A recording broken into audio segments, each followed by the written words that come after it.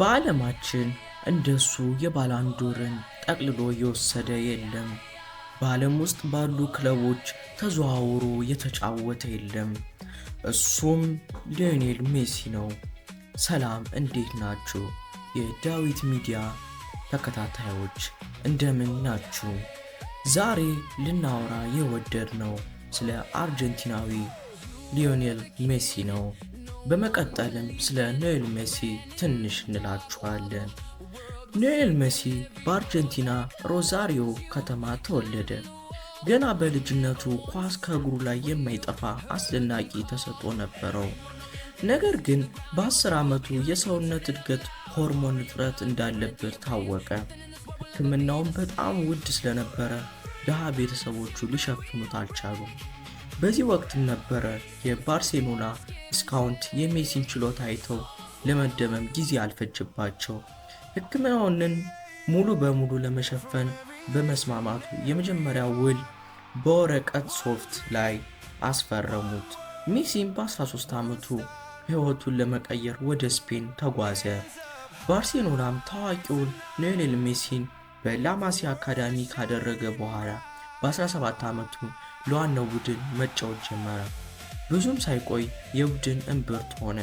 በተለይም ከአሰልጣኝ ፔፕ ጋርዲዮላ ጋር መሆኑ የባርሴሎና በዓለም ላይ አስፈሪ ተሸናፊ የማይገኝበት ቡድን አደረገው። በ2009 በ2011 እና በ2015 ሻምፒዮን ሊግ ዋንጫን በደማቅ ብቃት አነሳ። እግር ኳስም ወደ ሌላ የጥበብ ደረጃ ያሳደገው ሊዮኔል ሜሲ ተከታታይ የባላንዶር ሽልማት በመሰብሰብ የዓለማችን ቁጥር 1 ተጫዋች አደረገው።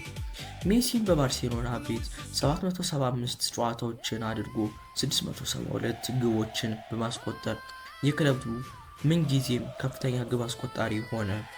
በተለይም በአንድ የውድድር ዓመት ውስጥ በ2012 91 ግቦች በማስቆጠር ፍጹም የማይሰበር የዓለም ሪከርድን አስመዝግቧል። ነገር ግን ታሪኩ ባልጠበቀ መንገድ ተቀየረ። በ2021 ባርሴሎና በገጠመው የፋይናንስ ቀውስ ምክንያት ውሉን ማደስ አልቻለም።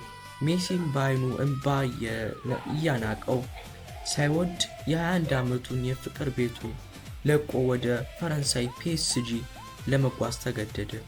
የሜሲም ትልቁ ሕይወት እሾ ከአርጀንቲና እና ብሔራዊ ቡድኑ ጋር ዋንጫ አለማንሳቱ ነበረ። 4 ትላልቅ የፍጻሜ ጨዋታዎች ተሸንፏል። በደረሰበትም ከፍተኛ ትችት ምክንያት ለአጭር ጊዜ ከብሔራዊ ቡድኑ ራሱን አግልሎ ነበረ።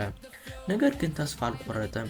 በ2021 ኮፓ አሜሪካን ከብራዚል ሜዳ ላይ በመንጠቅ የመጀመሪያውን ዋንጫ ለሀገሩ አነሳ። በመቀጠልም በ2022 በኳታር የዓለም ዋንጫ አርጀንቲናን መርቶ አስደናቂ በሆነ የፍጻሜ ጨዋታ ፈረንሳይን በማሸነፍ የሕይወትን ትልቁን ህልሙን አሳካ። ይህም እድሉ የምንጊዜ ምርጡ ጎት የሚል ክርክር ሙሉ በሙሉ ዘጋው። ፈረንሳይም ቆይታ በኋላ ሜሲ በ2023 ወደ አሜሪካ ኢንተር ሚያሚ አቀና። በአሜሪካም እግር ኳስ ላይ ታይቶ የማይታወቅ መነቃቃትን በመፍጠር ክለቡን ለመጀመሪያ ጊዜ ታሪካዊ ዋንጫ አስጠገበ። ሜሲም ተጨማሪ የኮፓ አሜሪካ ዋንጫዎችን ለሀገሪቱ በማንሳት በአጠቃላይ 8 የባላንዶር ሽልማት 45 በተለያዩ ዋንጫዎች በመሰብሰብ በእግር ኳስ ታሪክ ብዙ ዋንጫዎችን ያነሳ ብቸኛውና የምንጊዜውን ታላቁ ተጫዋች ለመሆን በቅቷል። እናንተስ ስለ ሜሲ ምን ታስባላችሁ?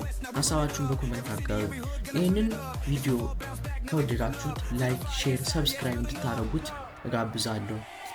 ዛሬ ስለ ሜሲ ያወራነው በዚህ ጨርስ። አመሰግናለሁ።